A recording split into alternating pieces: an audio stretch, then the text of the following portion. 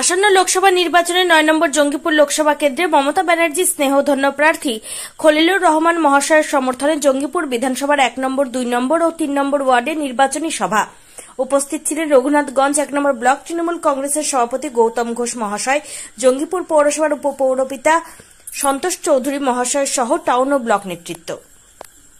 এনারা কখন আসেন এসব ভোটের সময় এসে এসব কথাগুলো বলে রাজনীতির কথা আর কি, মানে এটা নিয়েও রাজনীতি এনারা করছেন আর কি আমি মনে করি।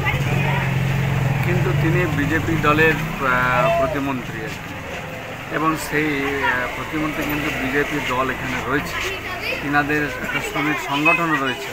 তিনারা কী করছেন, যা এগ্রিড ওয়েজ হয়ে থাকে সেটা প্রপারলি আমাদের লোকালিটিতে ঠিক থাকছে, কিন্তু বাইরে গেলে তো আমরা সেটা দেখতে পাই না।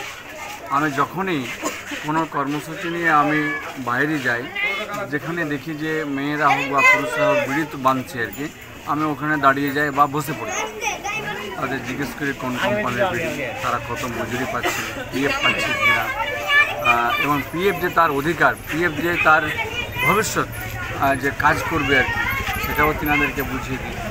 বা মজুরি অ্যাবসার্ট কম হলে বলি মজুরি কিন্তু ১০৮ টাকা আছে, আপনারা চাইবেন, ওটা আপনার অধিকার, আপনি নেবেন।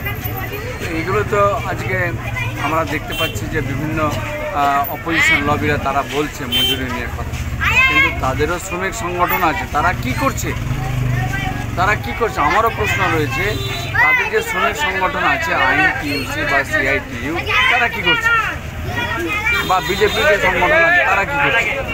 শুধু ভোট আসলে তাদের শুধু তৃণমূল কংগ্রেসের এগেনস্টে কিছু বলতে হবে, সেই কাজটি করছে, কিন্তু খুঁজে কিছু পাচ্ছে না।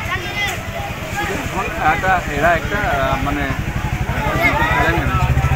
2019 সালে জঙ্গিপুর লোকসভায় ৩ নম্বর আসনে ছিল কংগ্রেস, এবারও কংগ্রেসকে মানে কংগ্রেসের প্রার্থীকে বামেরা সমর্থন দিচ্ছে। আপনার কি মনে হচ্ছে এরা কোনো প্রাসঙ্গিকতা পাবে, গ্রহণযোগ্যতা অর্জন করতে পারবে? আমার মনে হয় না, কারণ ইতিপূর্বে আমরা দেখেছি যেভাবে সিপিএমের হাতে কংগ্রেস যেভাবে মার খেয়েছে, সেটা মানুষ জানে, মানুষ দেখে, তার বিচার করবে।